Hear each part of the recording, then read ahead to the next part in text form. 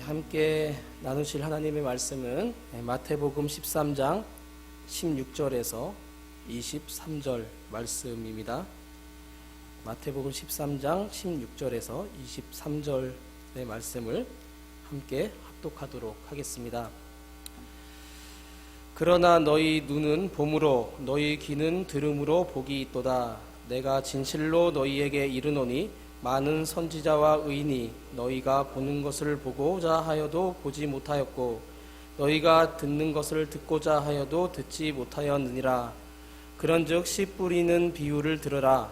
아무나 천국 말씀을 듣고 깨닫지 못할 때는 악한 자가 와서 그 마음에 뿌려진 것을 빼앗나니 이는 곧 길가에 뿌려진 자요 돌밭에 뿌려졌다는 것은 말씀을 듣고 즉시 기쁨으로 받되 그 속에 뿌리가 없어 잠시 견디다가 말씀으로 말미암아 환난이나 박해가 일어날 때에 곧 넘어지는 자요. 가시떨기에 뿌려졌다는 것은 말씀을 들으나 세상의 염려와 재물의 유혹에 말씀이 막혀 결실하지 못하는 자요. 좋은 땅에 뿌려졌다는 것은 말씀을 듣고 깨닫는 자니 결실하여 어떤 것은 100배, 어떤 것은 60배, 어떤 것은 30배가 되느니라 하시더라. 아멘. 다른 해보다 무더운 여름이 좀 일찍 찾아온 것 같습니다. 여름은 생장하는 시기죠. 그래서 나무들이 푸릇푸릇 녹음이 점점 짙어지고 있습니다. 사실 나무들의 크기는 천차만별인데요. 세계에서 가장 큰 나무는 미국 캘리포니아 레드우드 국립공원에 있는 아메리카 삼나무라고 합니다. 미국 산림학자들이 2006년도에 발견한 이 나무의 높이가 115.61m라고 하죠.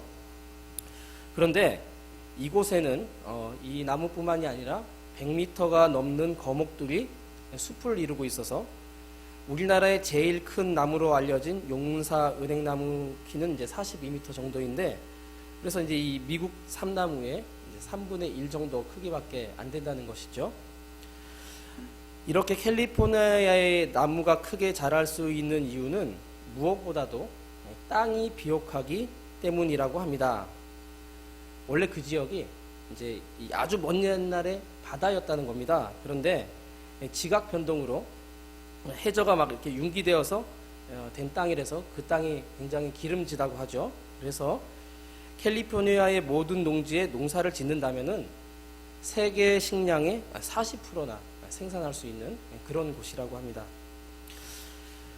중국 고사성어에 남귤북지라는 말이 있습니다. 들어보신 분들도 많을 거라고 생각을 합니다.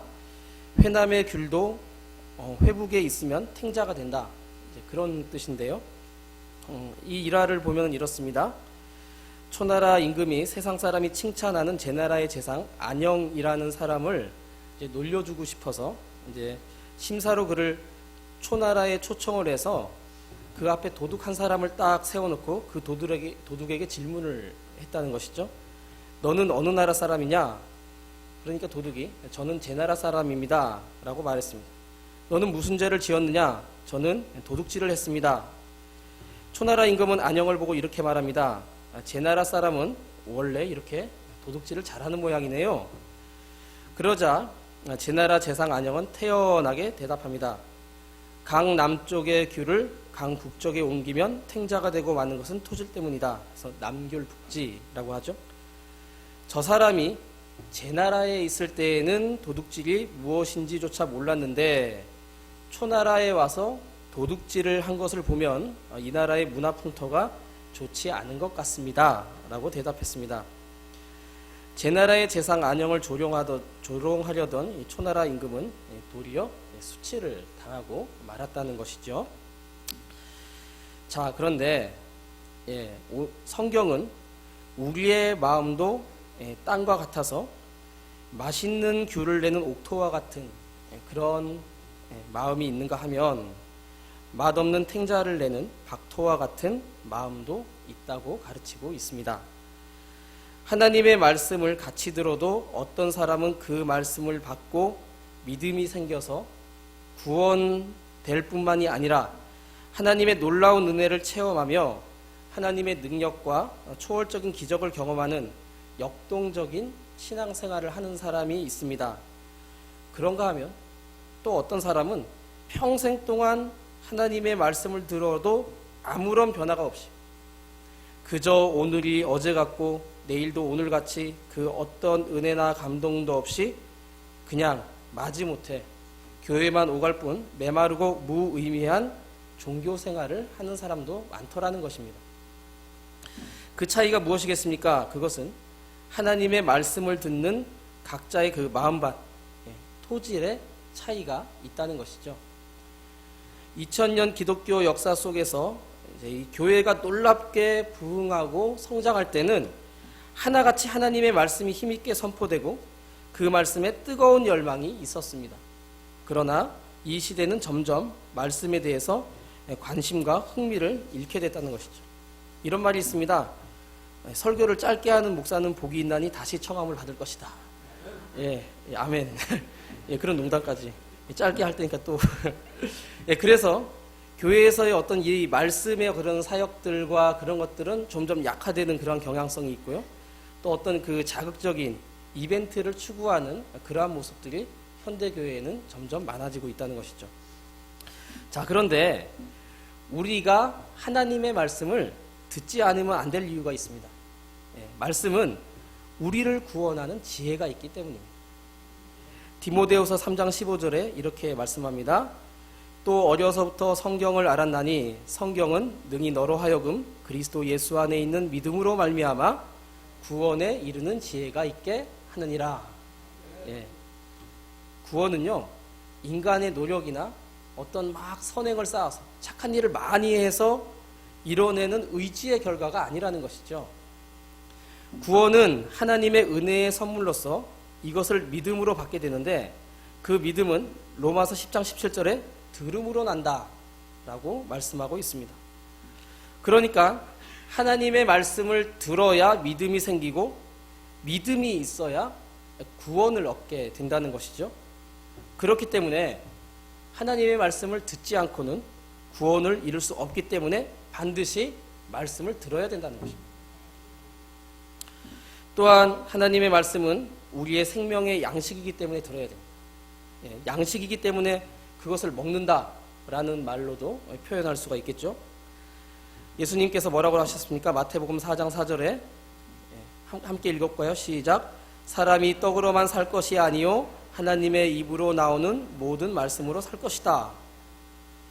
아무리 좋은 자동차, 고급 자동차를 타고 다녀도 연료가 떨어지면, 석유 파동이 나면 그게 뭡니까? 그냥 골동품이죠. 움직일 수 없습니다. 그렇듯이 그리스도인은 말씀이 그런 그 섭취 없이는 살 수가 없다는 것입니다. 미국 농담에요, 터틀 크리스찬, 거북이 교인이라는 말이 있대요. 거북이 교인. 이게 무슨 뜻이냐면 새는 9일을 먹지 않고 살 수 있고 사람은 12일을 먹지 않고 살 수 있고 개는 20일, 그리고 뱀은 800일을 견디는데 거북이는 500여일을 이제 먹지 않고 산답니다. 그래서 거북이 교인이란 하나님의 말씀을 먹지 않고도 500일을 살 수 있는 그런 사람을 거북이 교인이다. 자, 이게 좀 이제 종교 심리학적으로 이제 말하는 건데 4개월만 교회를 나오지 않고 말씀을 듣지 않으면은 그냥 넌 크리스찬이 된다는 거예요. 세상 사람하고 똑같아진다는 겁니다. 그래서 우리는 영적인 건강을 위해서 날마다 하나님의 말씀을 받고 먹어야 된다는 것이죠. 한국 현대사 속에서 남북 북미 관계는 조금 좋았다, 뭐 또 나빠졌다, 살벌해졌다, 막 그냥 그 계속 그런 이제 역사가 연속인데 1968년에 1월 23일 미 해군 정보 수집함 푸에블로가 원산항 공해상에서 무장한 4척의 북한 초계전과 출동한 미국이 2대 위협 아래서 납포되어서 원산항으로 강제 납치된 사건이 있었죠. 그래서 일명 푸에블로 납북 사건이라고 하는 한국 현대사 속에 나오는 사건입니다. 사건 발생 11개월 만에 이제 68년 12월 23일, 그러니까 딱 12개월 만에 82명의 생존 승무원과 이제 시신 항구가 판문점을 통해서 이제 돌아오는 그런 이제 사건이 있었는데 11개월간 이 푸에블로호 이 승무원들이 이제 억류를 당했는데 그냥 감옥에만, 북한 감옥에만 이렇게 가만히 이렇게 모셔다 놓고 있는 게 아니라 괴롭혔겠죠. 예. 그들에게는 어떤 읽을 것이나 뭐 어떤 그런 문화적인 것들이 제공되지 않았다는 것입니다. 예. 그들의 억류 생활은 날마다 불안과 공포와 고독의 나날이었다고 합니다. 자, 그런 중에 이분들의 간증에 따르면 그들은 동료들과 함께 그들이 기억하고 있는 그 성경 구절을 벽에다 이렇게 막 적어놓고 그 성경 말씀을 매일매일 읽고 묵상하고 그 마음에 되새기면서 그 힘든 억류 생활, 정말 언제까지 갇혀 있어야 되는지 모르는 그 억류 생활을 극복해 나갈 수 있었다고 하죠. 그래서 한 치 앞도 내다볼 수 없는 그 암흑 생활에서 승무원들은 하나님의 말씀으로 견디어냈다는 것입니다. 실제로 북한 지하교회는 말씀이 너무 귀해서, 우리 뭐 저기 뒤에 가보면 비치형 성경도 있고 막 그런데 말씀이 너무 귀해서 막 필사한, 휴지 같은데 필사한 성경을 그냥 막 돌려보기도 하고 뭐 그렇게 한다고 하죠. 그 말씀이 없이는 도저히 살기 힘든 그 절박함이 그 가운데 있는 것입니다. 우리는 그런 것이 있습니까? 예수 그리스도가 참 진리이시고 그의 말씀이 우리의 생명이 되는 것입니다. 세상의 어떤 위기와 풍설이 우리를 불안하게 하고 우리에게 두려움을 가져다 준다 할지라도 내가 너를 사랑한다. 내가 너의 죄를 용서한다. 내가 너와 세상 끝날까지 함께 하겠다는 그 주님께서 약속하시는 그 진리의 말씀을 붙들고 우리는 이 세상을 이겨낼 수 있기를 바랍니다. 또한 우리가 말씀을 듣고 먹어야 되는 이유는요, 말씀이 우리에게 축복을 주시기 때문이죠. 계시록 요한계시록 1장 3절에 이렇게 말씀합니다. 함께 읽겠습니다. 시작. 이 예언의 말씀을 읽는 자와 듣는 자가 그 가운데 기록한 것을 지키는 자는 복이 있나니 때가 가까움이라. 시편 1편 1절 2절도 함께 읽겠습니다. 시작. 복 있는 사람은 악인들의 꾀를 따르지 아니하며 죄인들의 길에 서지 아니하며 오만한 자들의 자리에 앉지 않고 오직 여호와의 율법을 즐거워하여 그의 율법을 주야로 묵상하는도다 라고 말씀하죠. 하나님의 말씀을 듣고 읽고 지켜 행하는 자에게 하나님의 축복이 임하게 되는 것입니다. 만일 내가 말씀에 불순종해서 죄를 지었다면 어떻게 되죠? 그 다음은 어떻게 우리가 살 수가 있죠? 회개하라는 말씀을 다시 지키면 되잖아요. 예. 말씀은요, 우리의 실패와 실수를 복구하는 능력이 있습니다. 그렇기 때문에 우리가요, 복음을 믿는 것이 좋은 것입니다. 오늘 말씀은요, 유명한 씨 뿌리는 비유가 나와 있죠. 그래서 여기서 씨앗은 하나님의 말씀을 의미합니다. 씨는 하나님의 말씀, 그리고 씨 뿌리는 자는 말씀을 주시는 주님일 수도 있고 또 말씀을 대언하는 전도자나 설교자를 뜻하기도 합니다. 그리고 밭은 말씀을 듣는 사람을 나타내는 것이죠. 그런데 여기서 씨앗인 하나님의 말씀은 좋은 말씀, 나쁜 말씀이 따로 있는 것이 아닙니다. 말씀은 다 좋은데 그 말씀을 받는 그 마음, 토질에 따라서 아무런 결실이 없는 경우도 있고 30배가 열매가 맺히는 경우도 있고 60배가 맺히는 경우도 있고 100배의 결실이 맺히는 경우가 따로따로 있다. 그래서 오늘 말씀은 말씀을 받는, 듣는 사람들의 자세, 태도, 그 책임을 강조하는 비유의 말씀이라고 할 수가 있겠습니다. 본문에 나타난 네 가지 밭 가운데 첫 번째, 길가의 땅을 우리가 한번 묵상해 보도록 합니다. 19절에 아무나 천국 말씀을 듣고 깨닫지 못할 때는 악한 자가 와서 그 마음에 뿌려진 것을 빼앗나니 이는 곧 길가에 뿌려진 자요. 13장 19절에 말씀하죠. 말씀을 듣는 사람의 마음이 길가와 같은 경우는 하나님의 말씀의 씨앗이 뿌려져도 악한 자, 그러니까 사탄이 와서 그 말씀을 뺏어가기 때문에 말씀의 싹이 날 새도 없이 그대로 사라지고 마는데, 자, 그것은 천국 말씀을 듣고 깨닫지 못할 때라고 이제 가르쳐주고 있습니다. 말씀을 들어도 그 말씀의 본뜻을 깨닫지 못할 때 그 말씀은 아무런 영향을 우리에게 주지 못합니다. 그냥 뭐 이렇게 귀 속으로 들어왔다 나가는 그런 소리와 같죠. 자, 그러면 왜 깨닫지 못하느냐? 그 까닭은 그 마음이 길바닥처럼 단단하게 굳어져서 말씀이 안 들어가요. 예, 말씀의 씨앗이 안 들어가니까 와서 먹겠죠. 예, 땅속에 있으니까. 이처럼 마음의 길바닥처럼 단단하게 굳어진 상태를 성경에서 어떻게 표현하냐면 강팍하다 이렇게 표현해요. 혹시 내 마음이 강팍한 사람 분들이 계십니까? 사도 바울이 말씀합니다. 고린도후서 4장 4절 함께 읽겠습니다. 시작. 그 중에 이 세상의 신이 믿지 아니하는 자들의 마음을 혼미하게 하여 그리스도의 영광의 복음의 광채가 비치지 못하게 함이니 그리스도는 하나님의 형상이니라. 자, 여기서 세상의 신은 사탄 마귀. 사탄이 그 사람의 마음을 혼미하게 하고 막 강팍하게 하여서 복음의 빛이 비쳐 그 복음이 그 사람의 마음속에 들어가지 못하도록 방해한다. 그런데 하나님의 말씀이 선포될 때 이런저런 불평이 생기면서 말씀에 대해서 거역하는 마음, 막 비판하는 마음도 들고 그 마음을 받아들이지 못하게 된다면 이게 마귀의 역사와 관련이 있다는 것이죠. 우리가 마귀에게 속아서 그 말씀을 마귀에게 딱 빼앗긴다면 누가 손해죠? 예, 내가 손해죠. 내가. 그때 마귀는 뒤에서 아이고 회심의 미소를 이렇게 짓게 되는 것입니다. 최근 이제 애니메이션 만화로도 나온 유명한 이 철로 역정이라는 소설, 어떤 권사님이 보고 오셔서 막 조셨다고 그래요. 예, 철로 역정을 쓴 이 존 버년이라는 작가가요. 이 사람이 원래 믿음이 좋은 사람이 아니었어요. 예.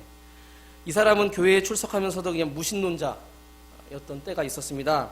그래서 예배를 드리고 교회에 출석하지만 문화 종교 다 그냥 식구들도 가고 친구들도 가고 그러니까 교회는 출석했지만 하나님과 전혀 상관없이 살던 그 어느 날 성경을 대하면서 이런 의문이 생기기 시작합니다. 나는 교회에 이렇게 오랫동안 정말 출석하고 있고 익숙하게 종교적 환경 다 그냥 친구도 교회고 그냥 가는 곳마다 교회고 성당이고 그런데 이런 환경에 접하면서 그 설교를 수없이 듣고 보고 하는데 어쩌면 내 마음에는 하나님에 대한 분명한 확신이 전혀 하나님을 알지 못하는 상태로 이렇게 살아가야 되는 것일까? 그러던 어느 날 존 버년이 말씀을 그냥 뒤적거리다 충격을 받습니다. 바로 이 말씀을 자기의 마음속에 떨어지는 그 말씀의 씨를 뺏어가는 그러한 존재가 있는데 그게 사탄 마귀다 라는 것을 보게 되는 것이죠. 만약 사탄이 내 마음속에 있는 하나님의 마음을 확 빼앗아 가서 나를 영적인 맹인으로 만들어 버리고 내 삶이 변화되지 못하고 천국의 은혜와 축복을 누리지 못한다면 얼마나 그게 손해가 되나 그런 생각이 들기 시작하는 것입니다.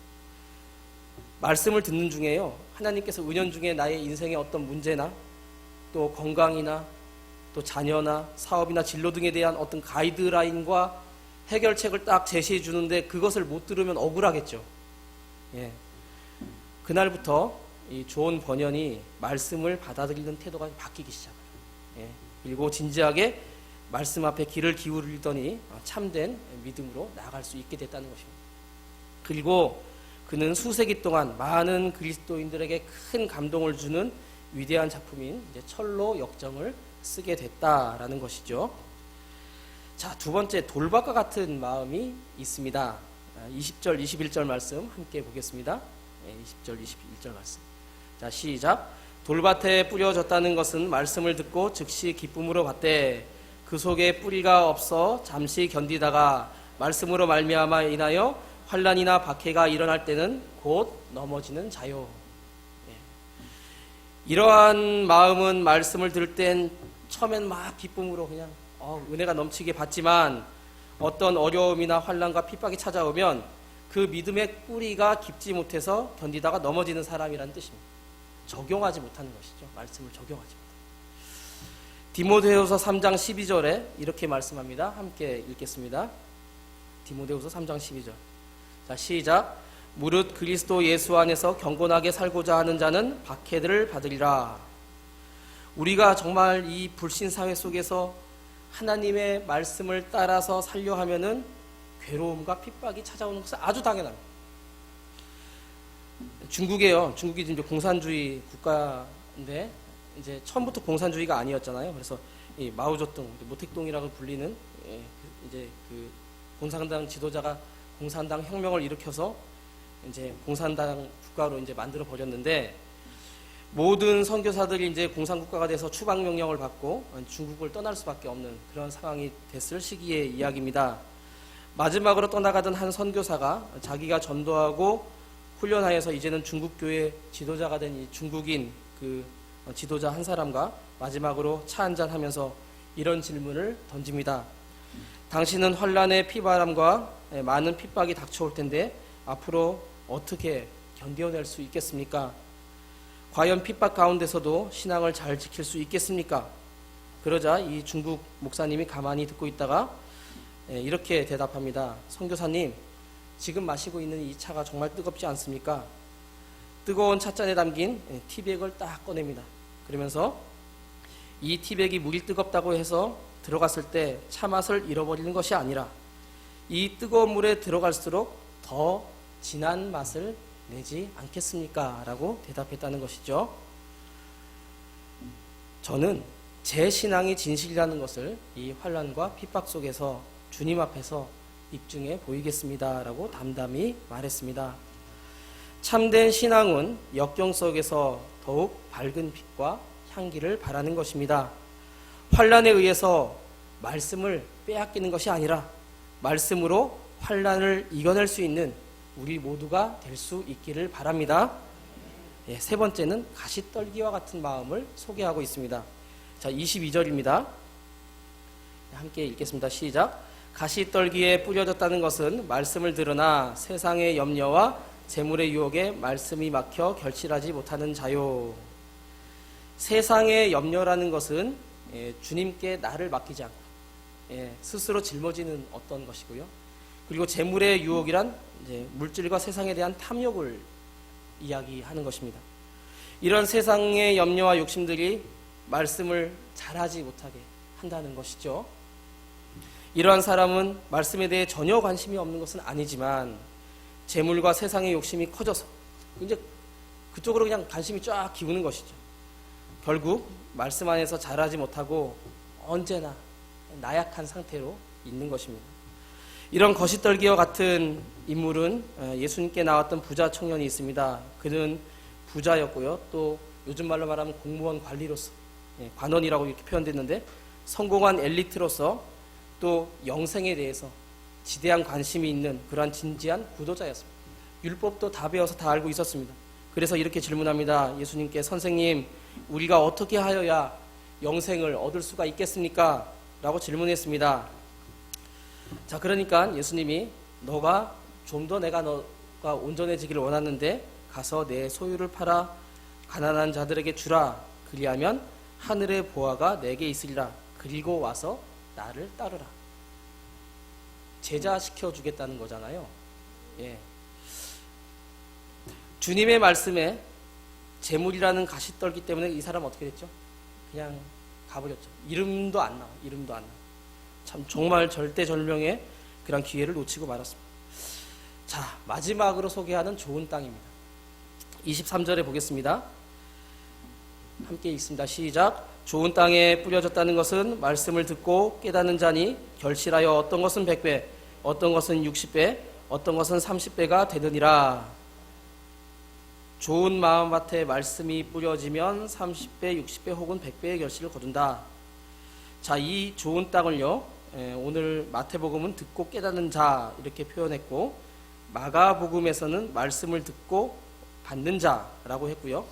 누가복음은 착하고 좋은 마음으로 말씀을 듣고 지켜 인내로 결실하는 자라고 표현했습니다. 그래서 마태, 마가, 누가 이 공간복음의 말씀을 싹 종합하면은 하나님의 말씀을 좋은 마음으로 듣고 그 말씀을 깨닫고 받아들이며 이를 행하는 마음이라는 뜻이 됩니다. 사실요, 저 같은 이 목사들의 이 설교는 하나님의 말씀을 사실 사람의 말로 이렇게 전하는 거잖아요. 그러니까 충분히 그 안에 어떤 인간적인 생각과 감정과 또 어떤 제스처로 인한 그런 거부감이 이렇게 들 수도 있습니다. 그런데 이 금강석이라는 강물이 있습니다. 이 강물은 돌 속에 금이 있죠. 그래서 어떻게 합니까? 그냥 금강석 채로 막 사고 팔고 안 하잖아요. 금을 뽑아내죠. 이렇게 금을 뽑아냅니다. 이와 같이 설교 말씀을 접하는 청중에는 두 종류가 있는데 돌을 찾는 사람이 있고 금을 찾는 사람이 있다는 것입니다. 설교를 들으면서 돌만 찾는 사람은 불행한 사람으로 길가와 같은 마음입니다. 금을 찾는 사람은 옥토와 같은 복된 마음입니다. 여기 계신 여러분들은 저의 부족함을 넘어서 이 가운데서도 하나님의 음성을 들을 수 있는 복된 마음의 밭이 될 수 있기를 축복합니다. 세상에는요, 우리가 놓치는 아주 중요한 부름들이 수없이 많습니다. 하나님도 부르고 기회도 부릅니다. 지혜가 소리친다, 그런 말씀이 있죠. 사람의 성공은 하나님의 부르심에 얼마나 귀를 기울이고 그 음성에 듣고 순종하느냐에 따라 달라집니다. 지금 스마트 미디어 시대잖아요. 인터넷 통신혁명의 시대를 우리가 살아가고 있고 점점 이게 발전하고 있습니다. 그런데 우리 어르신들 기억하는지 모르지만 전보라는 통신이 가장 빠른 그런 시대가 있었잖아요. 전보. 그런 시절이 있었습니다. 그런데 이런 시대에 전보를 보내는 그 모르스 부호, 똑똑똑똑똑 하는 모르스 부호, 그 모르스 부호 회사 입사 시험에 응시했던 한 청년의 생각해 볼 만한 일화가 있습니다. 자, 이 한 청년은 면접을 위해서 회사에 도착합니다. 그는 커다란 사무실에서 수없이 많은 사람이 바쁘게 움직이는 모습을 볼 수가 있었습니다. 그곳은 전보치는 그 배경을 포함해서 온갖 소음과 잡담으로 그냥 시끌벅적한 그런 데였죠. 청년은 지원 양식의 서류를 작성하고 먼저 온 7명의 응시자들과 함께 대기석에 앉아 있었습니다. 그런데 이 청년이 갑자기 뻘떡 일어나더니 고위 간부들의 그 사무실로 성큼성큼 들어가는 겁니다. 그런데 몇 분 후에 이 고용주가 청년을 사무실 밖으로 딱 내리고 나오더니 같이 앉아있던 그 응시자들한테 이렇게 말합니다. 여러분, 이 자리에 와주셔서 참 감사합니다. 하지만 여러분이 지원하신 자리는 이미 충원이 되었습니다. 나와 함께 있는 이 사람을 채용하도록 하겠습니다. 라고 이렇게 대답했다는 것이죠. 자, 응시자들 중 한 사람이 이제 이렇게 말합니다. 이해가 되지 않습니다.